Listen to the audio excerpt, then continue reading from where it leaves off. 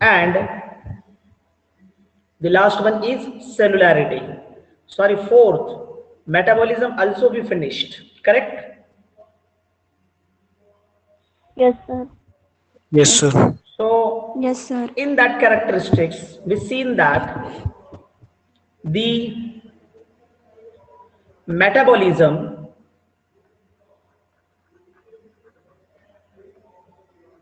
and cellularity both are defining features or definite characteristics of living things. Okay, and perhaps this we studied two other characters, that is growth and development and reproduction. Both are indefinite characteristics of living things. Okay, now we will be forward with other characteristics, that is consciousness. The next characteristics is an consciousness.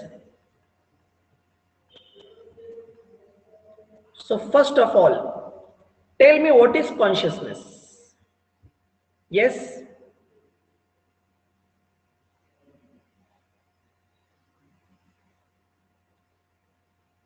can you tell me the definition of the consciousness? Now 61, 62 students are connected here.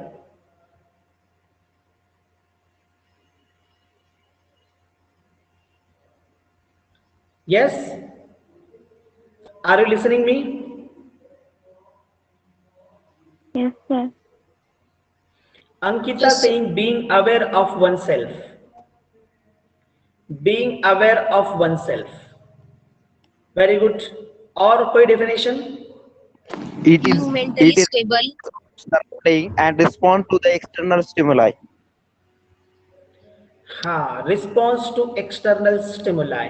Mate, what you saying? Yes, Being mentally stable. being mentally stable. Saili saying awareness.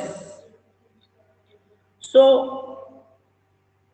बहुत सारे definitions मुझे आपकी तरफ से मिले हैं, तो इन definition को हम इसके बेसिस पर ले सकते हैं, नो प्रॉब्लम।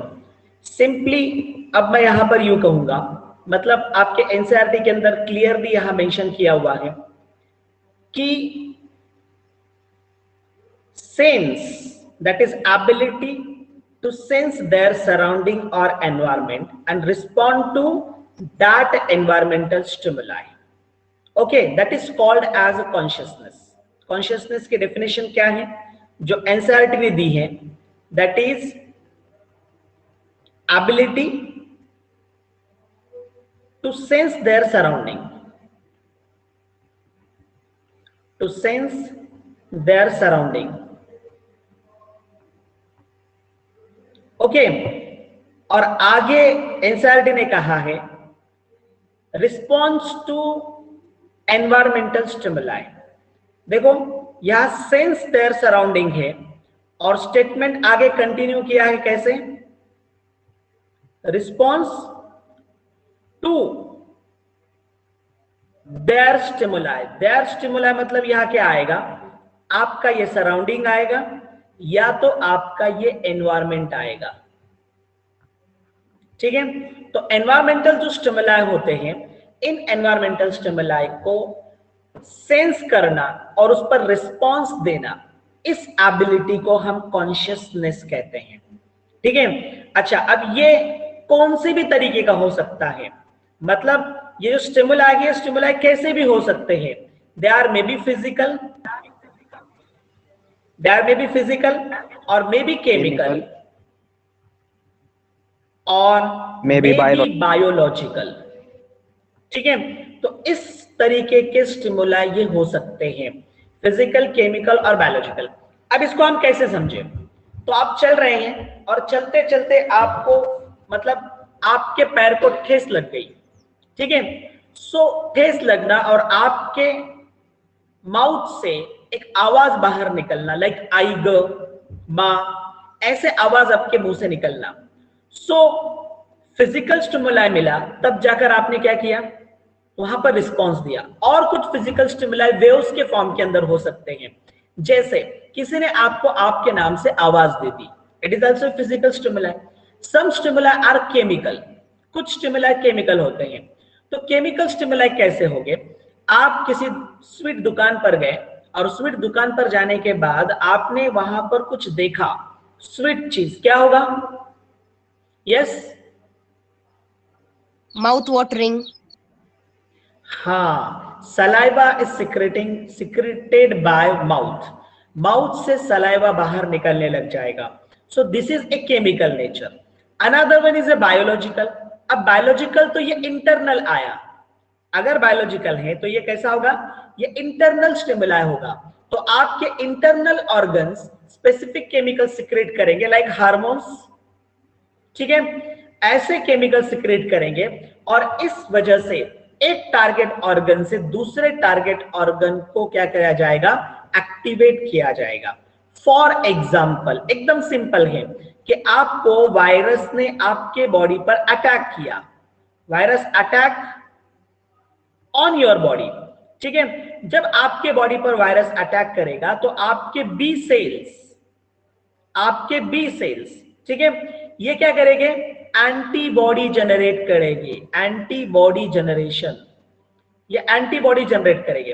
अब एंटीबॉडी जनरेट करना ये हुआ आपका रिस्पॉन्स, और वायरल अटैक ये हुआ स्टिमुलाई। वायरस बायोलॉजिकल एजेंट है और आप खुद एक बायोलॉजिकल एजेंट हो, ठीक है, और यहां क्या किया गया, यहां रिस्पॉन्स दिया गया। So this is a biological, this is an biological stimuli, ठीक है, समझ में आ रहा है आपको? तो ये इसे हम कहते हैं कॉन्शियसनेस। तो हम हमारे एनवायरनमेंट को क्या करते हैं, सेंस करते हैं, और एनवायरनमेंट में जो कुछ चेंज होता है उस चेंज को हम अडाप्ट कर लेते हैं, और उसके साथ साथ हम इंटरनल एनवायरनमेंट को रेगुलेट करते हैं। समझ में आ रहा है आपको?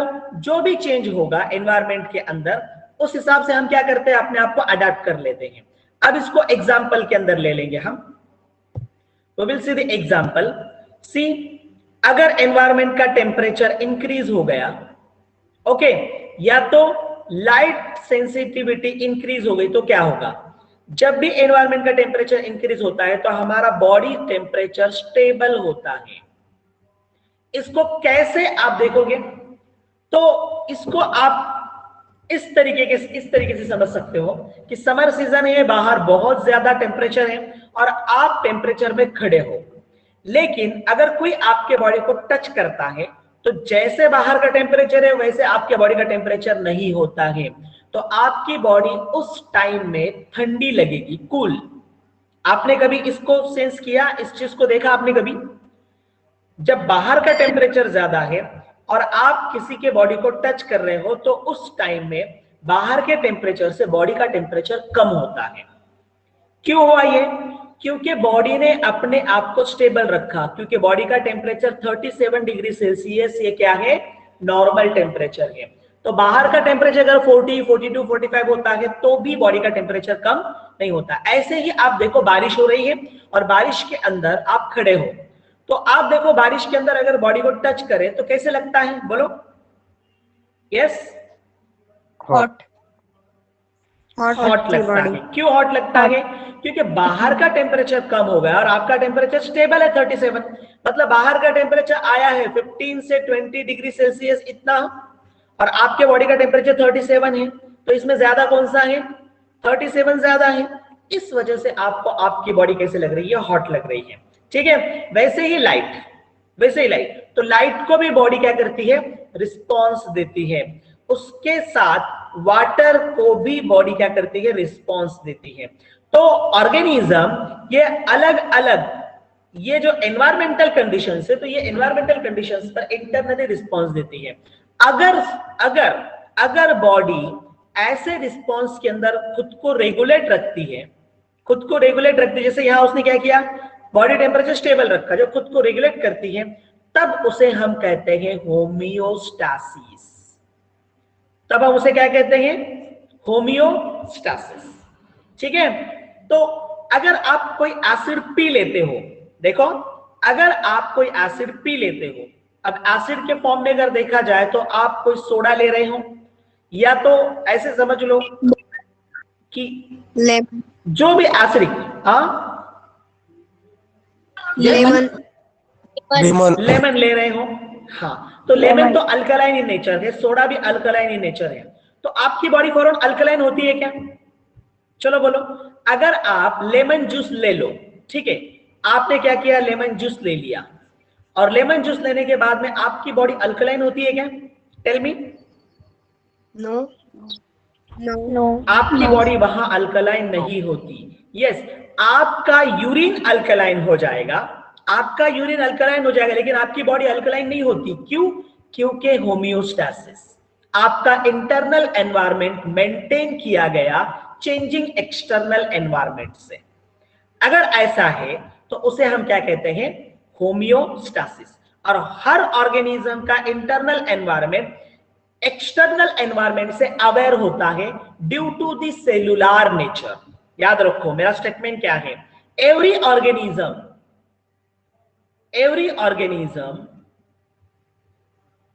Maintain internal environment in response to external,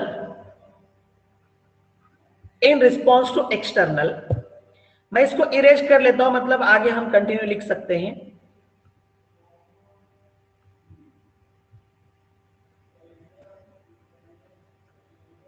every organism, अभी एवरी ऑर्गेनिज्म में कोई भी हो सकता है, वेदर इट इज प्रोकैरियोटिक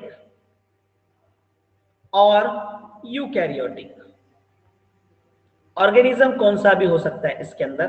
तो ये क्या करते हैं? मेंटेन्स, ये क्या करेंगे? मेंटेन करेंगे। क्या मेंटेन करेंगे? Internal environment.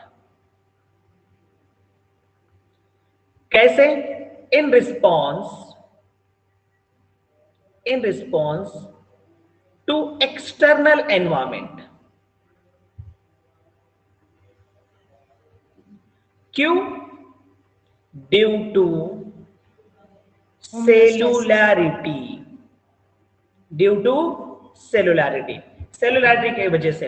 अब ये सेल के अंदर जो भी मेटाबॉलिक एक्टिविटीज होते हैं उससे क्या होता है? होमियोस्टैसिस मेंटेन किया जाता है। उससे क्या किया जाता है? होमियोस्टैसिस मेंटेन किया जाता है। और यही में होमियोस्टैसिस क्या करेगा? फिर आपका इंटरनल एनवायरनमेंट पूरी तरह से क्या करेगा? मेंटेन रखेगा, स्टेबल रखेगा। ठीक है, तो अब सेलुलैरिटी यहां भी आएगा, मेटाबॉलिज्म यहां भी आएगा। तो सेलुलैरिटी, मेटाबॉलिज्म और consciousness, all three are defining property of living organism. तो ये क्या हुआ? लिविंग ऑर्गेनिज्म का डिफाइनिंग प्रॉपर्टी हुआ। ठीक है, इसके साथ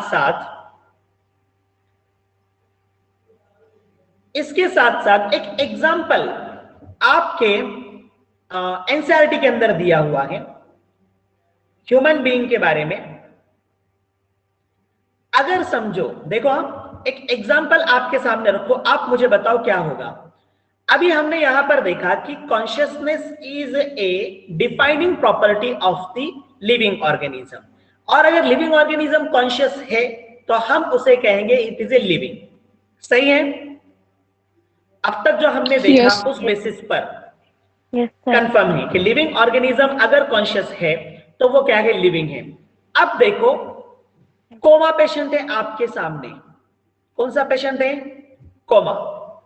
आप इसको आवाज दो, यस, नॉट गिव्स रिस्पॉन्स। ठीक है, आप इसके बॉडी को टच करो, आप कुछ भी करो उसके साथ, ये रिस्पॉन्स नहीं देता, ये रिस्पॉन्स नहीं देता। तो अब मुझे ये बताओ कि ये जो कोमा पेशेंट होगा, ये जो कोमा पेशेंट होगा, इज इट लिविंग और नॉन लिविंग? लिविंग किस बेसिस पर कह सकते हैं आप लिविंग? उसकी बायोलॉजिकल सर Yes. त्याची ग्रोथ ते Because सगळं his चालू आहे तो internal organs are working. Internal organs are working, ऐसे हम कह सकते हैं। अगर इंटरनल ऑर्गन्स वर्किंग है तो होम्योस्टेसिस में कॉन्शियसनेस तो होना चाहिए था ना, सेल्फ कॉन्शियसनेस तो होना चाहिए था। Yes sir, he have consciousness but not self consciousness. He have consciousness but not self consciousness. ऐसे होगा, ऐसे हो सकता है। अब कैसे मैं आपको बता दूं, चलो। ये जो पेशेंट है, ये पेशेंट के अंदर सेल्स प्रेजेंट है, ओके। ये सेल्स मेटाबॉलिज्म कर रहे हैं। ये क्या कर रहे हैं? मेटाबॉलिज्म कर रहे हैं। इंटरनल होम्योस्टेसिस मेंटेन कर रहे हैं। क्या कर रहे हैं? इंटरनल होम्योस्टेसिस मेंटेन भी कर रहे हैं, मतलब सेल्स भी प्रेजेंट है, मेटाबॉलिज्म भी कर रहे हैं और इंटरनल होम्योस्टेसिस ये मेंटेन भी कर रहे हैं। लेकिन बस ये एक्सटर्नल जो स्टिमुलाई इनको दिया जा रहा है उसको रिस्पॉन्स नहीं दे रहे हैं। मतलब नॉट गिव्स रिस्पॉन्स मतलब क्या है? No self consciousness. इसके अंदर सेल्फ कॉन्शियसनेस नहीं है। इसके अंदर सेल्फ कॉन्शियसनेस ना होने की वजह से हम इसे नॉन लिविंग नहीं कह सकते, क्योंकि ये प्रॉपर्टीज इनके अंदर ऑन है, ये प्रॉपर्टीज इनके अंदर वर्किंग है, और ये प्रॉपर्टीज इनके अंदर वर्किंग होने की वजह से क्या होगा? फिर उसे क्या कहा जाएगा? लिविंग कहा जाएगा। On the basis of this it is called as living. चलो फिर, now we have to prepare the final definition of the living. अब हमारे पास में इनके जितने भी डिफाइनिंग और नॉन डिफाइनिंग कैरेक्टरिस्टिक्स हमारे सामने हैं, ठीक है। So on the basis of defining characteristics we have to make the definition. Yes, can you tell me the definition और can you make the definition? चलो जल्दी से कर लो। Yes,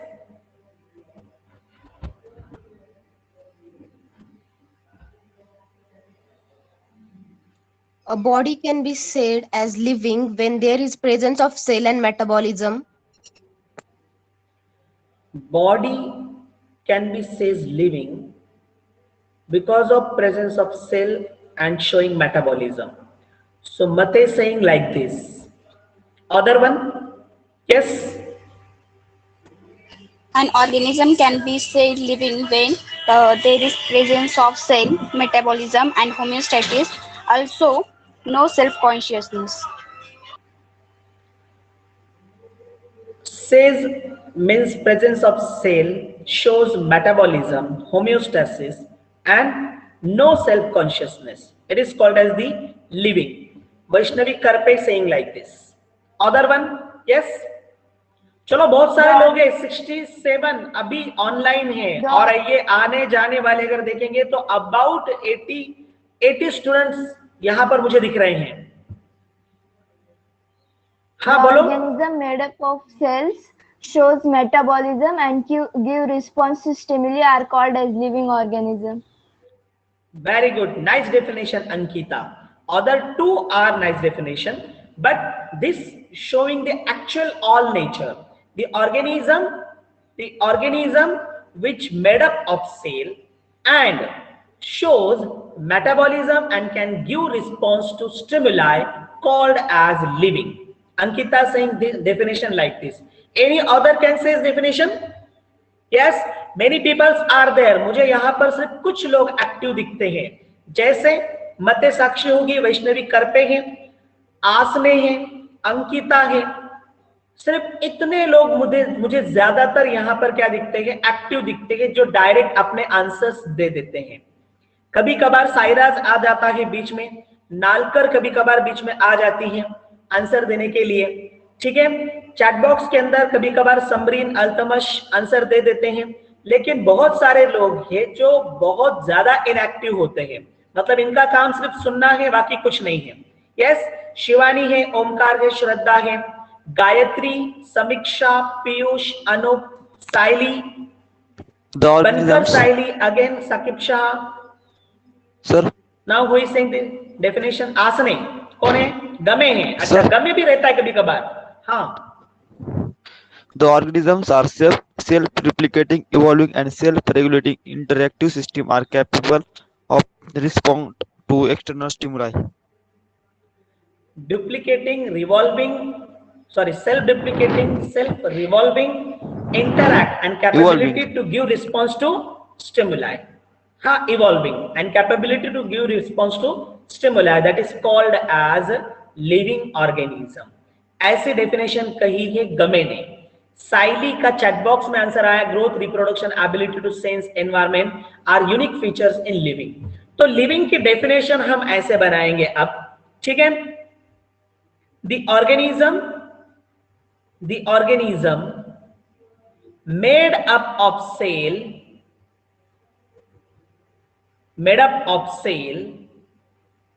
shows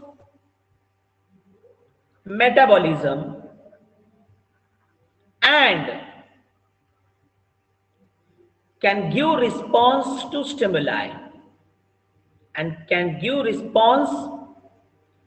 to stimuli called as living organism. तो ये हो गई डेफिनेशन आपके लिविंग ऑर्गेनिज्म की. ठीक है, तो इस तरीके से हम डेफिनेशन लेंगे लिविंग की. अब स्पेसिफिक फीचर के बारे में अगर देखेंगे तो लास्ट में जो गमे ने कहा था, आपने डेफिनेशन लिख ली होगी. Yes, Wait, sir. Yes, sir. some are writing now. Finish it fast.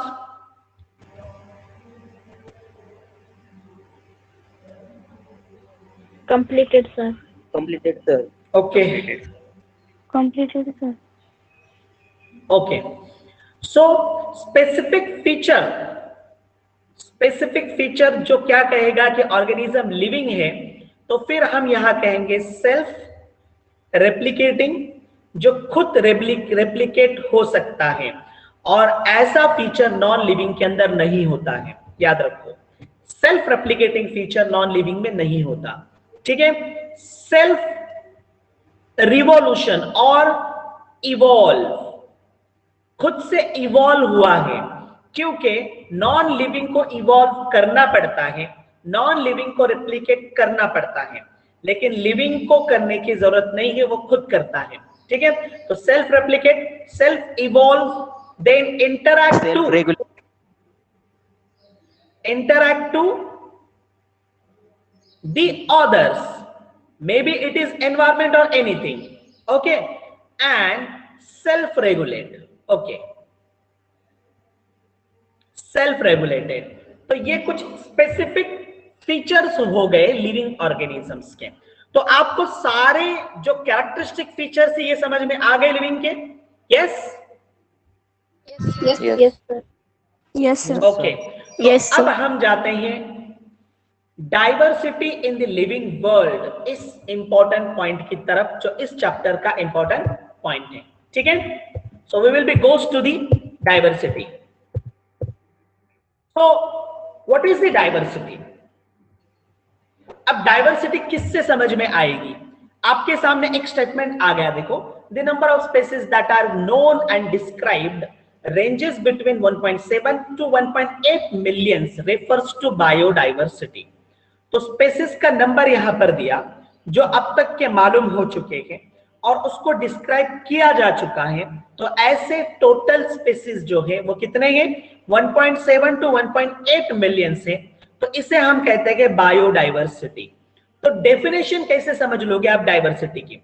Diversity कह रहा है there is difference among the different type of species. अलग अलग स्पेसिस के अंदर डिफरेंस है. बहुत सारे ऑर्गेनिजम्स हमारे सराउंडिंग के अंदर हैं. There are many organisms, there are many living organism present in our surrounding, but that all are not similar. सारे ही ऑर्गेनिज्म सिमिलर नहीं है, और ये सिमिलर ना होने की वजह से we can say that is diverse type of living organism. तो हम उसे क्यों कहते हैं, क्या कहते हैं कि diverse type of living organism. और जब इनका रिलेशन हम लिविंग से लेते हैं स्पेसिफिकली, तो इसे हम क्या कहते हैं, बायोडाइवर्सिटी। इसे हम क्या कहते हैं, बायोडाइवर्सिटी। अब ये जो स्टेटमेंट आपके सामने दिख रहा है, it is an important statement, IMP statement, क्योंकि इस पर क्वेश्चन पूछा जा चुका है एआईपीएमटी के अंदर, जिसमें ये पार्ट ऑप्शन के अंदर डाल दिया गया था। आपके सामने जो पार्ट दिख रहा है 1.7 to 1.8 मिलियंस, ये पार्ट कहां डाला था, ऑप्शन के अंदर, और आपको ये ऑप्शन सिलेक्ट करना था जो आपके सामने है। ठीक है, तो इसे हम बायोडाइवर्सिटी कहते हैं। अब बायोडाइवर्सिटी को स्पेसिफिकली अगर हम लेंगे तो number and the types of organism present on the earth. Biodiversity को अगर स्पेसिफिकली अगर हम देखेंगे तो क्या है, ये number and types of organisms present on the earth. ठीक है, तो कितने हैं और कितने टाइप के जो अर्थ पर प्रेजेंट होंगे वो बायोडाइवर्सिटी दिखाता है। ओके, सो यहां आपके सामने बहुत सारे टाइप के ऑर्गेनिजम्स दिख रही है। देखो, अगर इसको आप अच्छे से देखोगे तो इसमें आपको शुरुआत दिखेगी, यहां आपको बैक्टीरिया दिख रहा है, और फिर इसके अंदर आपको अलगी दिख रहा है, और फिर यहां आपको ब्रायोफाइट दिख रहा है, और अगर यहां आप देखोगे तो स्टारफिश दिख रहा है, और यहां देखोगे तो स्पॉन्जेस है, और फिर ये सिलेंट्रेटा है, और फिर ये प्लांट है, और ये भी प्लांट है। बहुत सारी तरह के ऑर्गेनिजम्स आपको यहां सामने दिख रहे हैं। ठीक है, अब इतने मैं आपको नहीं बताऊंगा, लेकिन आपको समझ में आ रहा है, और सब अपने आप के अंदर डिफरेंस बता रहे हैं। Everything showing the difference among each other, सब अपने आप के अंदर क्या कर रहे हैं, डिफरेंस दिखा रहे हैं। Hence it is A biodiversity. ठीक है, सो when explored in new areas and in old one, new organisms are continuously being identified. Explored in new areas, अगर new areas को explore किया जाए, ठीक है, and new old one, तो new organisms are continuously being identified, तो इनको identify करना हमारे लिए क्या होता है, जरूरी होता है, इंपॉर्टेंट होता है। तो कुछ फीचर्स है, उस फीचर्स के बेसिस के ऊपर हम क्या करते हैं, ऑर्गेनिजम्स को आइडेंटिफाई करते हैं। अब यहां आपको दिख रहा है इन्वेस्टिगेशन चल रहा है, देखो, और इस इन्वेस्टिगेशन के थ्रू, इसे हम क्वाड्रेट मेथड कहते हैं। अब ये क्वाड्रेट मेथड से इन्वेस्टिगेशन कर रहे हैं, ये दिख रहा है आपको यहां पर, ये इन्होंने यहां ऐसी वायर यूज किए, देखो ऐसे। तो क्वाड्रेट मेथड के अंदर क्या किया जाता, स्पेसिफिक एरिया सिलेक्ट किया जाता, और वहां पर ऐसे स्क्वायर बनाया जाता, और इसके अंदर आने वाली जो भी स्पेसिस होगी उस स्पेसिस को रीड किया जाता या तो ऑब्जर्व किया जाता, और उस बेसिस पर डाइवर्सिटी फाइनलाइज की जाती है कि इतने एरिया के अंदर कितने अलग अलग टाइप के ऑर्गेनिजम्स हैं। This is a investigation. ये क्या है, ये एक टाइप का क्या है, इन्वेस्टिगेशन है। ठीक है, so how to identify new organism, let begin. तो नए ऑर्गेनिज्म को कैसे आइडेंटिफाई किया जाता है वो हम देखते हैं। समझ में आ रहा है आप लोगों की जो मैं बता रहा हूं आपको? Yes, Yes. Are you understanding everything? Sir. Yes, sir. चलो आगे चलते हैं हम। Yes, sir. Yes, sir.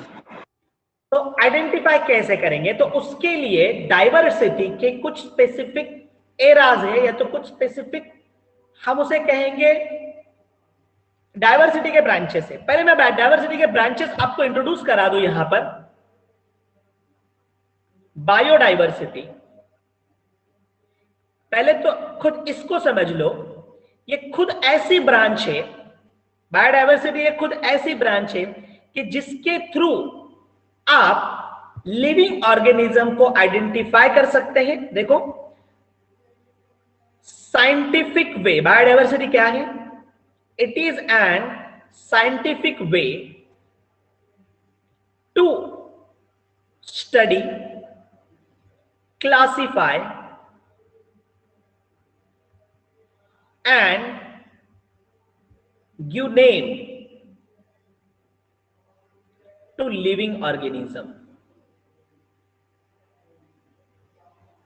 क्या है, it is an scientific way to study, classify and give name to living organism. तो इसी वजह से बायोडाइवर्सिटी को हम सिस्टमैटिक भी कहते हैं, also called systematic। ठीक है, और इस सिस्टमैटिक के या तो बायोडाइवर्सिटी के कुछ ब्रांचेस हैं। There are various branches of systematics और बायोडाइवर्सिटी। तो कौन कौन से ब्रांचेस है, तो इसके डेफिनेशन से समझ में आ जाता है। टू स्टडी टैक्सोनॉमी,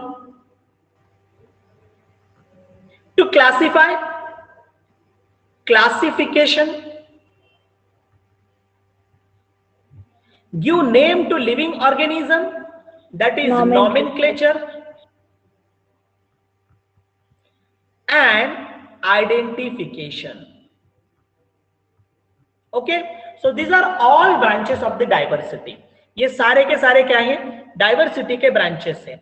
तो अब हम ये ब्रांचेस को वन बाय वन देखना शुरू कर देते हैं, ठीक है। और इसकी शुरुआत हम करते हैं आइडेंटिफिकेशन नॉमेनक्लेचर से। तो इसी को हमको अभी आगे कंटिन्यू देखना है up to the taxonomy category, ठीक है। तो चलो हर एक को समझ के ले लेते हैं अभी हम।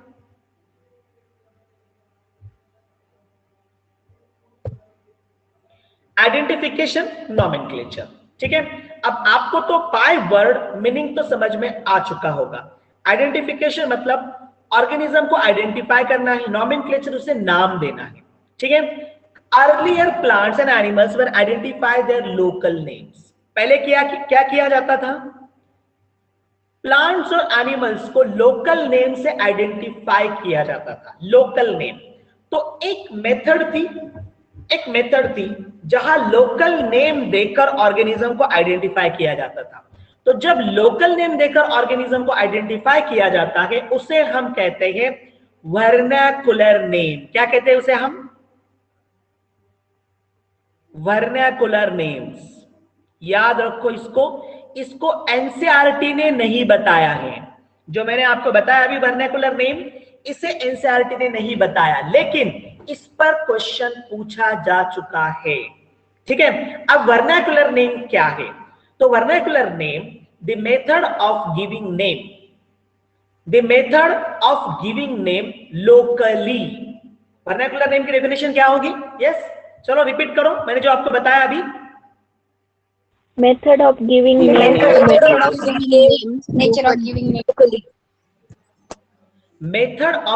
Name locally. वेरी गुड, आप लोग सुन रहे हो अच्छे से।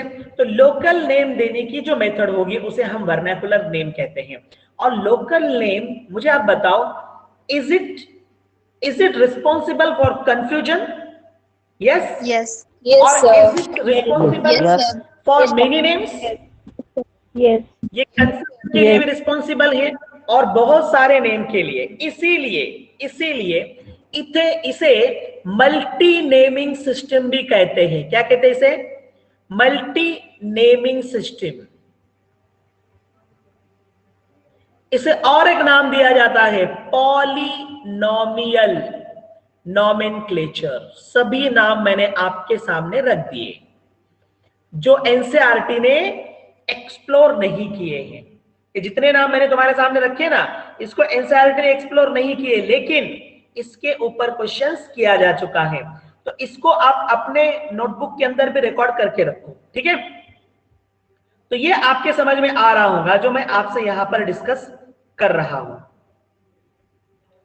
ठीक है। सो अब ये हुआ एक नेमिंग सिस्टम। नॉमेनक्लेचर के तीन टाइप है जो आपको बोर्ड ने इंट्रोड्यूस करा है, एनसीईआरटी ने नहीं किए।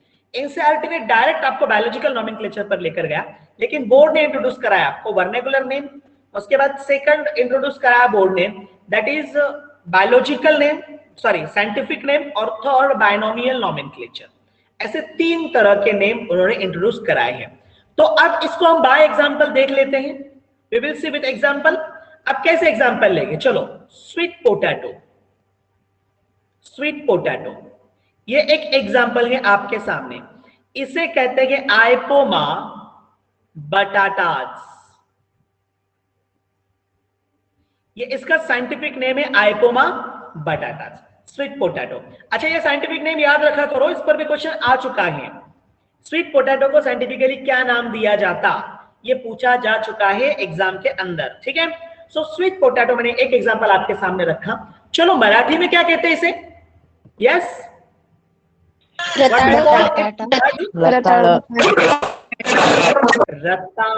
बहुत कम लोगों को मालूम है, कुछ लोग मुझे बटाटा कह रहे हैं। अरे तुम्हारा बटाटा बोले तो पोटैटो है, और वो पोटैटो है आपका सोलैनम ट्यूबरोसम। याद रखो, डिफरेंस नहीं होना चाहिए। साइंटिफिक नेम में अगर बटाटा नाम आया है तो इसका मतलब ये नहीं कि वो बटाटा है, ठीक है। तो डिफरेंस याद रखो। अब मैं डिफरेंस के लिए साइड में लिखता हूं यहां पर, मतलब आपके समझ में आ जाएगा, वो इसका पार्ट नहीं है। यहां पर साइड में लिख लेता हूं, आपका पोटैटो, इसे कहते हैं बटाटा, और इसका साइंटिफिक नेम है सोलैनम ट्यूबरोजम। क्या है? सोलैनम ट्यूबरोजम, याद रखो, ठीक है। स्वीट पोटैटो आपका ऐसे होता है,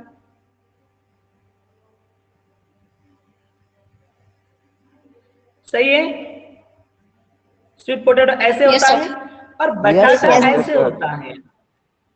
दोनों में बहुत डिफरेंस है। यस, बहुत डिफरेंस है Yes, दोनों के sir. अंदर। और ठीक है, तो याद रखो, नाम मैंने आपको अभी बोल के रखा हूं, बाद में प्रॉब्लम नहीं चाहिए, ठीक है। और इसको लिखने की पद्धत भी याद रखो, मेथड भी देख लो आप लोग। देखो मैंने जब लिखा हूं साइंटिफिक नेम या तो बायोलॉजिकल बायोनोमियल नोमेनक्लेचर के बेसिस पर लिखा हुआ, इसे आप इसको देखो अच्छे से। इसमें ये पहला नाम है और ये दूसरा नाम है, दोनों को अंडरलाइन किया हूं। और फिर इसका पहले नाम का पहला वर्ड कैपिटल में है, लेकिन दूसरे नाम का पहला वर्ड स्मॉल में है। दिख रहा है आपको? तो दोनों के अंदर भी वैसे देखो, यहां पर भी देखो, यहां पर भी देख सकते हैं आप, ठीक है। ये स्पेसिफिक रूल्स है, ये रूल्स हम बाद में देखने वाले हैं। तो ठीक है, तो यहां तक के मैंने आपको इसको बता दिया। तो अब देखो ये लोकल नेमिंग सिस्टम क्या है। आइपोमा बटाटा ये common name all over world है, याद रखो। आइपोमा बटाटा ये common name all over world है, लेकिन स्वीट पोटैटो ये नाम लिया जाता इंग्लैंड के अंदर। कहां लिया जाता है इसको? इंग्लैंड में, यूके के अंदर, याद रखो। सिर्फ इंग्लैंड नहीं तो यूके उसे कहो, तो यहां सब जगह पे उसे कहते हैं स्वीट पोटैटो। अब हमारे यहां आओ, हमारे यहां महाराष्ट्र में इसे कहते हैं रताड़ा, ठीक है, रताड़ी, यहां हमारा महाराष्ट्र में कहते हैं। लेकिन इसको आप यूपी में जाओ, यूपी में इसे कहते हैं शकरगंद। क्या कहते हैं इसे? शकरगंद। अब इसको साउथ में चले जाओ, साउथ में इसे कहते हैं कंदमूल। क्या कहते हैं इसे? कंदमूल। अब हमारे तरफ कंदमूल अलग होता है, ये हमारे यहाँ बिकाने के लिए भी कुछ लोग आते। देखो आपके जमाने में है कि नहीं मुझे नहीं मालूम, लेकिन हम जब छोटे थे तो आया करते थे साइकिल के ऊपर, वो पीछे वो बड़ा सा ऐसा कंदमूल रखकर। मालूम है आपको? Are you know that? Yes, sir. मालूम है? नहीं, कुछ लोगों को नहीं मालूम, कुछ लोगों को मालूम है। हम लोग जब छोटे थे तो हमारे ऐसे गलियों से वो बिका, जैसे अभी आते ना वो लोग कुल्फी वगैरह बेचने के लिए, ऐसे वो साइकिल के ऊपर पीछे से बड़ा सा कंदमूल रखकर आते थे। थोड़ा सा अगर हम माउंटेन एरिया के अंदर जाएंगे ना तो वहां पर ये मिलता है, उसे नीचे खोद कर निकालना पड़ता है। तो थोड़ा सा स्वीट होता है, बहुत ज्यादा मीठा नहीं होता, लेकिन खाने में बहुत अच्छा लगता है।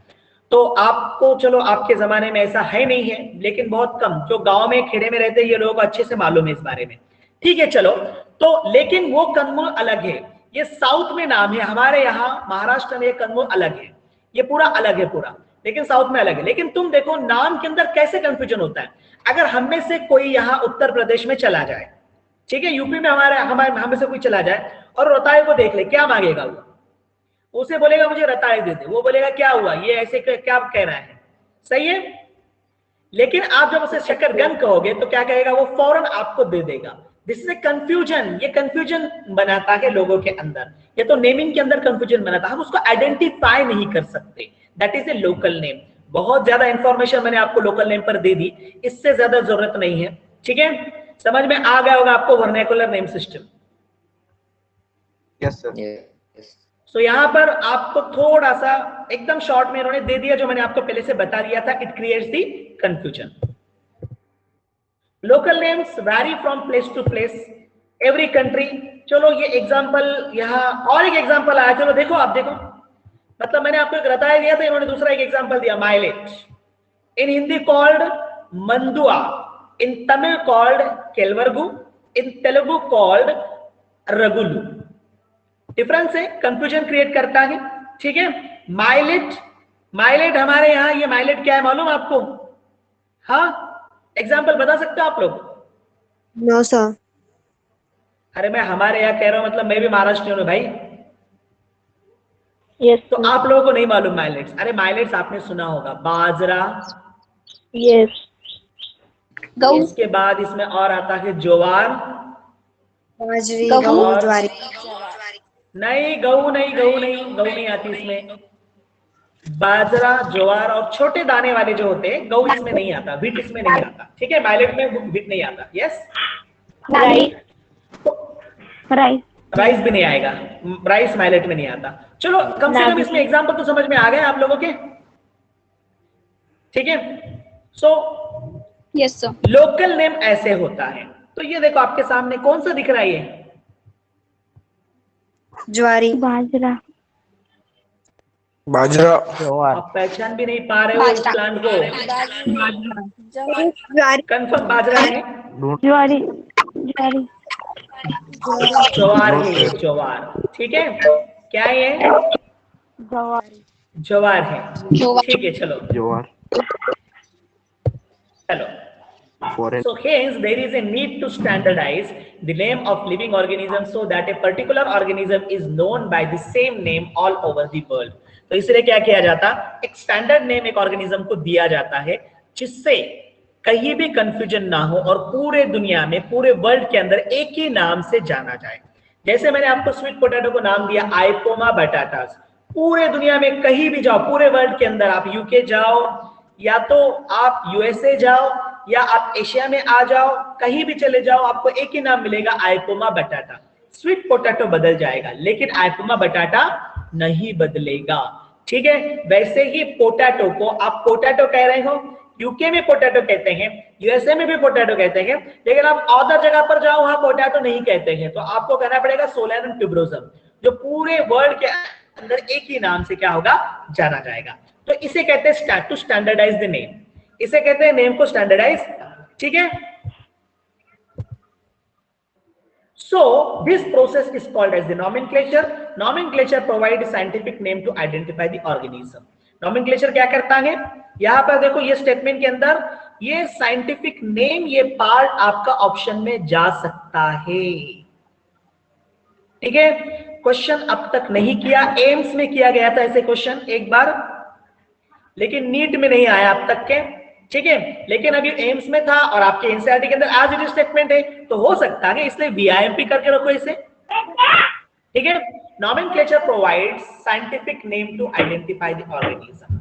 Nomenclature provide dash dash to identify the organism, ठीक है। ऐसे भी हो सकता है, ये वर्ड भी ऑप्शन में जा सकता है। चलो आगे। Nomenclature is possible when the organism is described properly and accurately identified. Nomenclature कब possible है, जब organism को properly describe किया जाए या तो accurately identify किया जाए।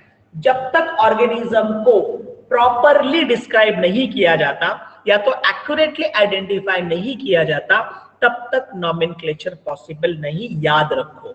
क्योंकि nomenclature के rules के अंदर है, उसके जो स्पेसिफिक फीचर है या तो स्पेशलाइज्ड फीचर है, उस स्पेशलाइज्ड फीचर्स के बेसिस के ऊपर नाम दिया जाता ऑर्गेनिज्म को, ठीक है। That on the basis of that specialised feature the name will be given to that organism. Okay, समझ में आ रहा है आप लोगों के? So identification is to determine whether the collected organism is already known or existing or entirely new one. तो nomenclature में और आइडेंटिफिकेशन में क्या डिफरेंस है? नॉमेनक्लेचर में और आइडेंटिफिकेशन में क्या डिफरेंस है जो हमारे सामने है? Identification is to determine whether the corrected organism is already known और एग्जिस्टिंग और एंटायरली न्यू वन। आइडेंटिफिकेशन कब यूज होता है? तो ये क्या डिटरमाइन करता है कि ये ऑर्गेनिज्म पहले से मालूम था, पहले से प्रेजेंट है, या तो पूरी तरह से नया है। तो आइडेंटिफिकेशन हम किस बेसिस पर कर सकते हैं? We can identify on the basis of nomenclature, but both are different, दोनों भी डिफरेंट है। नॉमेनक्लेचर के बेसिस पर हम आइडेंटिफिकेशन कर सकते हैं। दोनों जैसे डिफरेंट है, लेकिन वैसे वो दोनों भी इंडिपेंडेंट टू ईच अदर है। इंडिपेंडेंट टू ईच अदर मतलब हम नॉमेनक्लेचर आइडेंटिफिकेशन के बगैर नहीं कर सकते और आइडेंटिफिकेशन नॉमेनक्लेचर के बगैर नहीं कर सकते। समझ में आ रहा है आप लोगों के? So both are independent to each other, दोनों भी क्या है? इंडिपेंडेंट है, ठीक है। ये देखो आपके सामने ये दिख रहा है, ये लोग क्या कर रहे हैं, ये स्पेसिफिक ऑर्गेनिज्म इनके सामने है, कुछ बुक्स भी इनके पास में है। तो ये इस बेसिस के ऊपर जो पहले से अवेलेबल ऑर्गेनिज्म है, इससे उनको आइडेंटिफाई करने की कोशिश कर रहे हैं, ठीक है।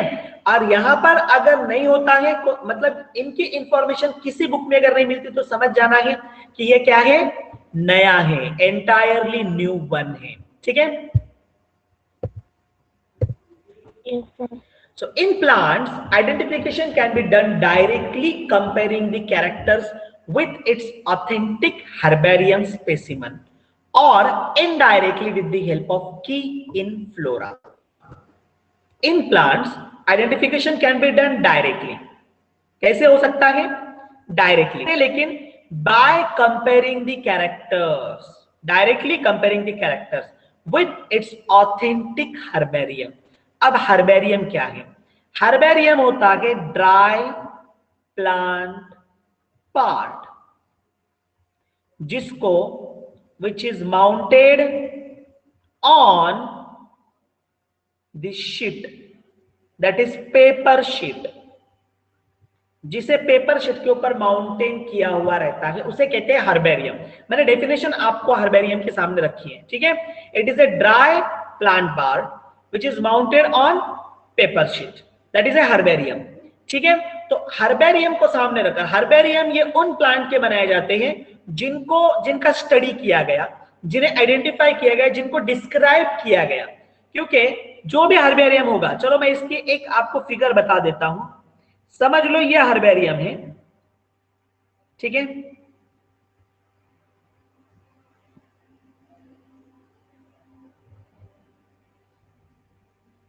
और यहां मैंने एक प्लांट का पार्ट बना लिया, समझ।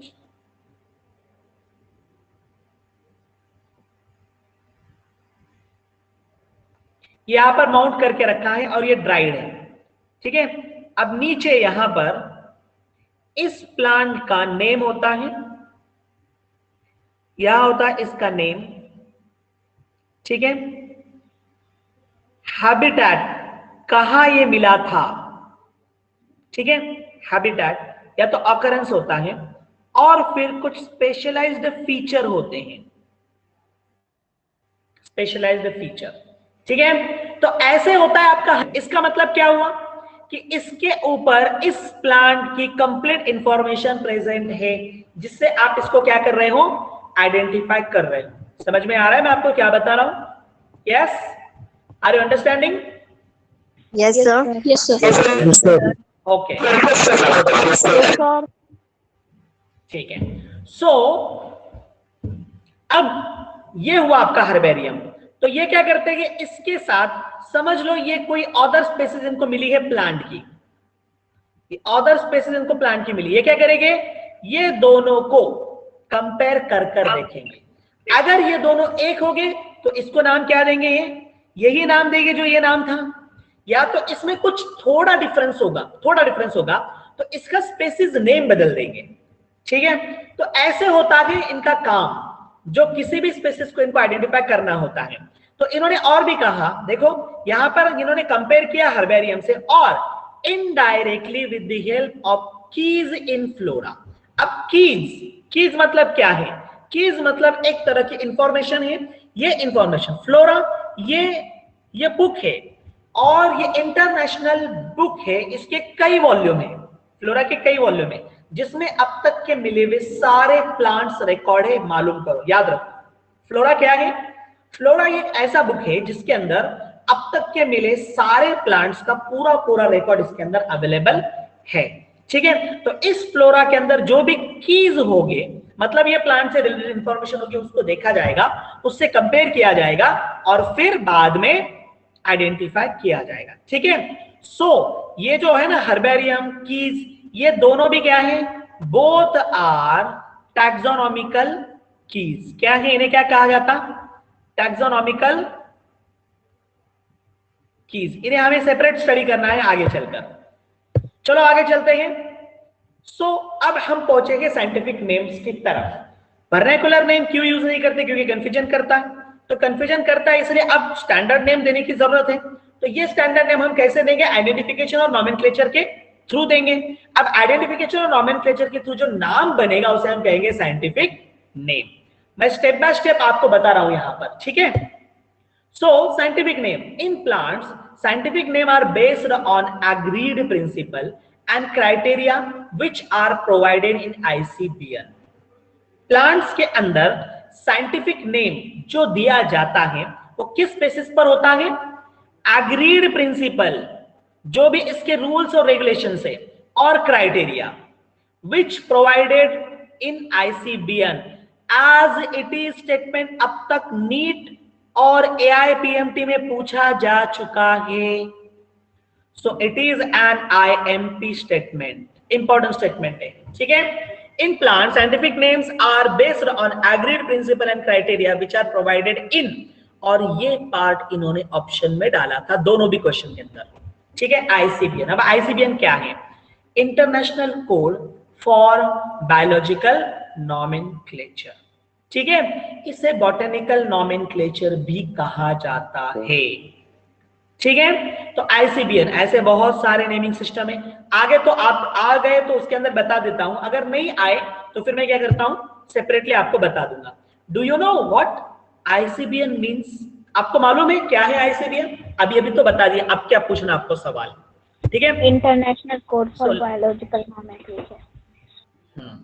International code for biological nomenclature, उसे क्या कहा जाता?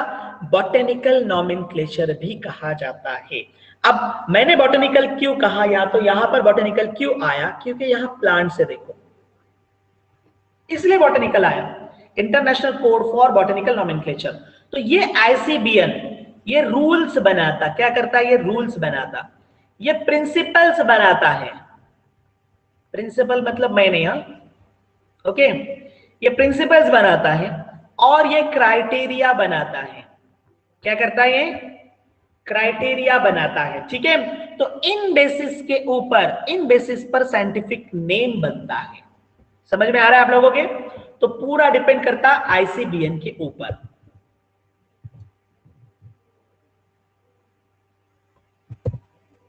Scientific names ensures that each organism has only one name. इसीलिए तो है साइंटिफिक नेम कि हर ऑर्गेनिज्म को सिर्फ एक नाम होना चाहिए, जिसे पूरे वर्ल्ड के अंदर पीपल एक ही नेम से जानते हो. People in all over world arrive at the same name. तो ये सारे एक ही नेम से जानते हो, इसे कहते हैं वन नेम, ठीक है. It is to ensure that such name has not been used for any other organism. ये भी एंश्योर करना है कि ऐसा नाम किसी अदर ऑर्गेनिज्म को नहीं दिया गया. चलो हम इसे ऐसे समझते हैं कि इट इज ए क्राइटेरिया. तो ये criteria number 1, then it is a criteria number 2. Number 1 क्या है? कि सिर्फ एक नेम इसको दिया जाएगा और पूरे वर्ल्ड के अंदर एक ही नेम से उसको आइडेंटिफाई किया जाएगा, और ये नाम जब उसको दिया जाएगा तो ये किसी और ऑर्गेनिज्म को नहीं दिया होना चाहिए. Such name has not been used for any other organism, ठीक है. तो ये दो क्राइटेरिया आपके समझ में आ गए. सिंपल है, कोई मुश्किल नहीं है इसको समझने में, ठीक है.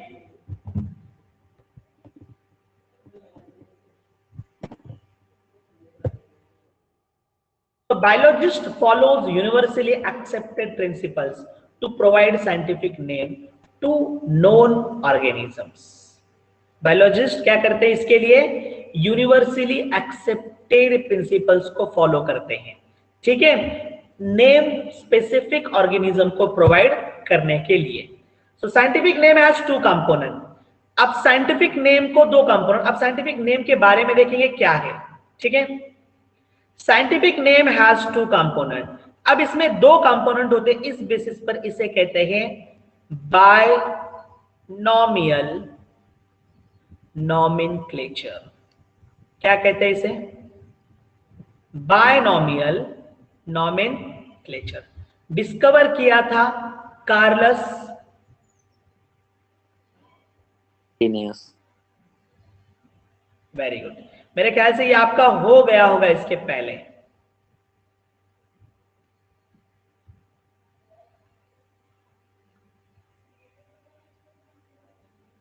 कार्लस लिनायस, ठीक है, इसने इसको डिस्कवर किया था. So he is a father of binomial nomenclature. अच्छा, वो सिर्फ फादर ऑफ बायनॉमियल नॉमेनक्लेचर नहीं है, वो फादर ऑफ टैक्सोनॉमी भी है. हाँ, याद रखो, he is a father of binomial nomenclature, also he is a father of taxonomy. तो दो कंपोनेंट से बनता है, एक है जेनेरिक नेम, एक है जेनेरिक नेम और एक है स्पेसिफिक एपिथेट। एक क्या है जेनेरिक और दूसरा स्पेसिफिक एपिथेट। अच्छा, जेनेरिक के बारे में कंफ्यूजन मत करो। आपके अंदर कुछ लोग फार्मासिस्ट हो सकते हैं, घर में आपके कोई फार्मासिस्ट हो सकता है और वो ये कह सकता है कि जेनेरिक का मीनिंग होता है जेनेरिक मेडिसिन। ओके, तो जेनेरिक अलग है। जेनेरिक ये नेम दिया गया on the basis of genus. किस बेसिस पर? जीनस। और स्पेसिफिक एपिथेट ये नेम दिया गया on the basis of species. ठीक है, तो सिमिलर स्पेसीज, सारे सिमिलर स्पेसीज एक जीनस के अंदर डाल देते हैं।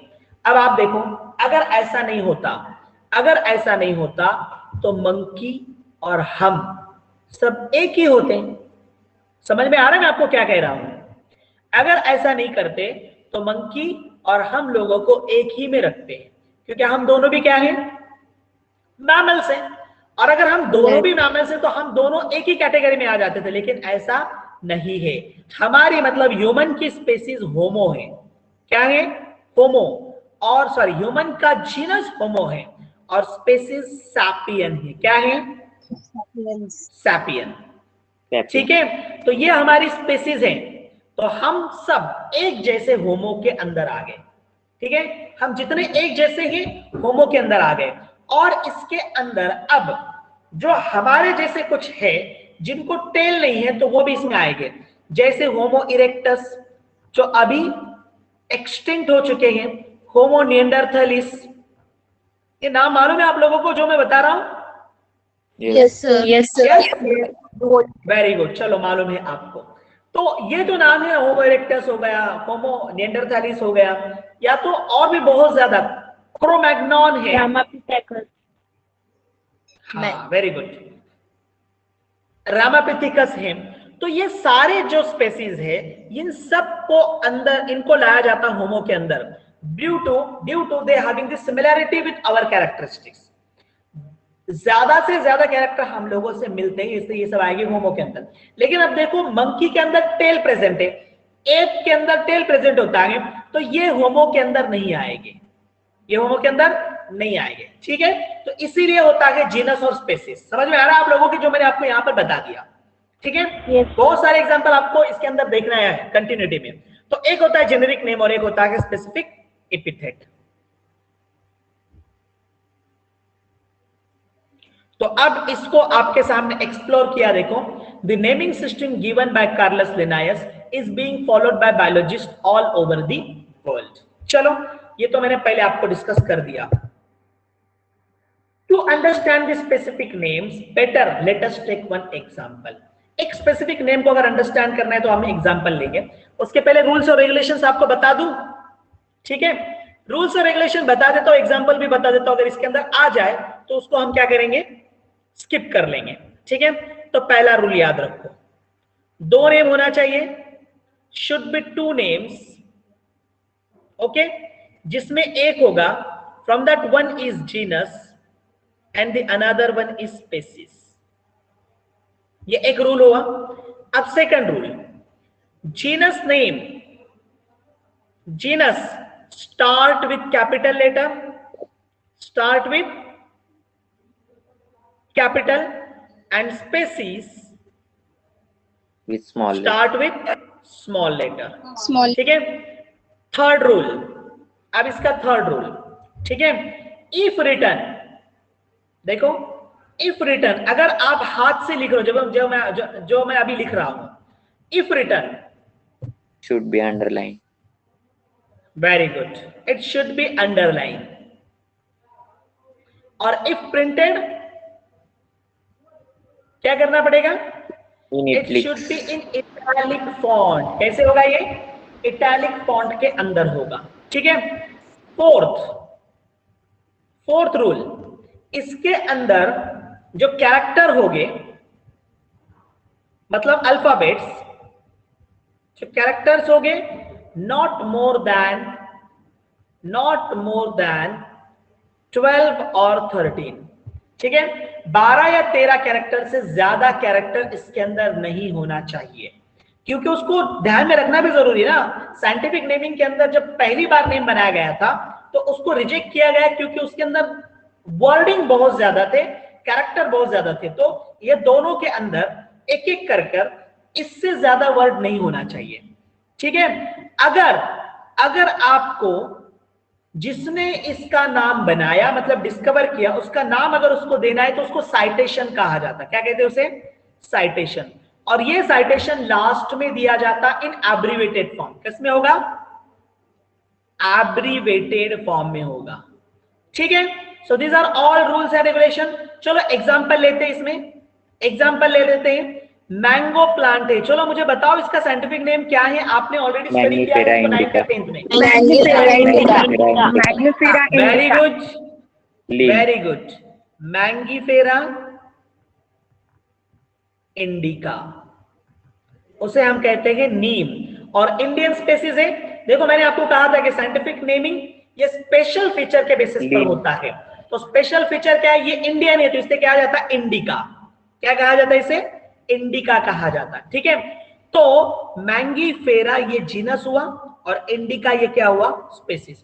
और आखिर में ऐसे साइटेशन होता है, आखिर में लीन।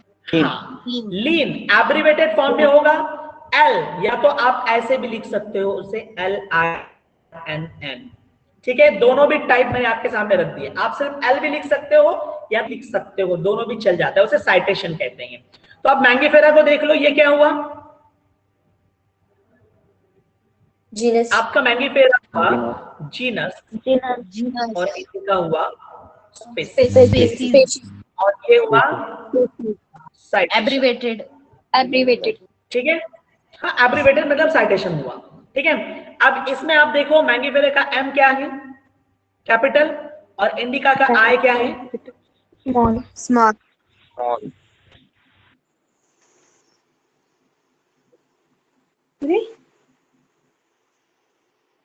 Sir, have left.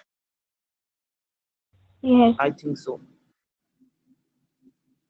But why?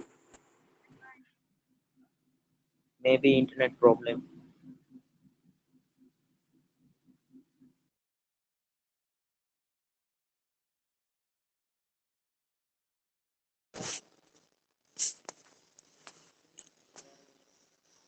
Sorry everybody, actually laptop has been discharged, so this problem has been occurs।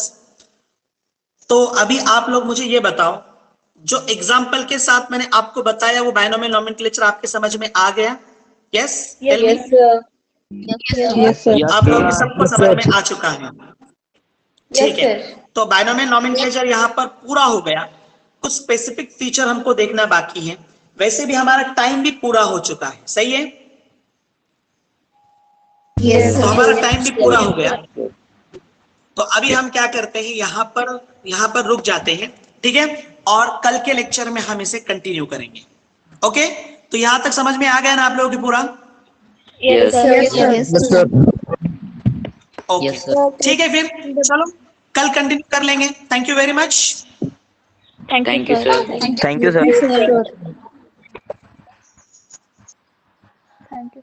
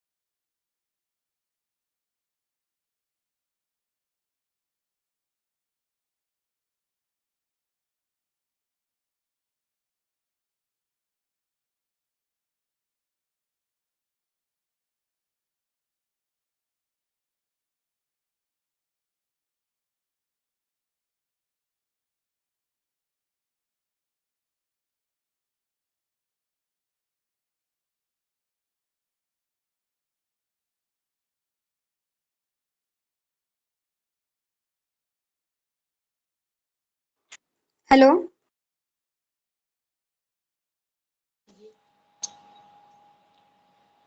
ए धडकी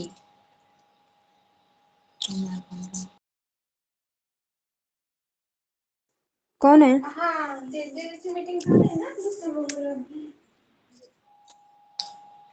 ओळखत नाही काय?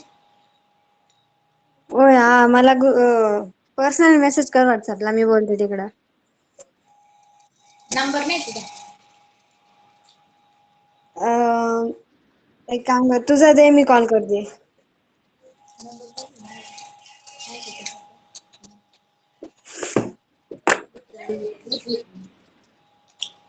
दे.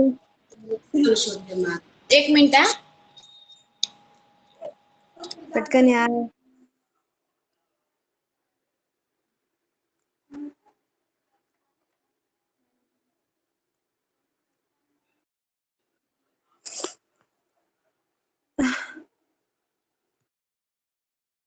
त्र्याण्णव 22 काय? 93. हॅलो. 93 22 14 14 पुढं काय? 0 0 8 44. Half English half Marathi. 0 8 44 झालं का?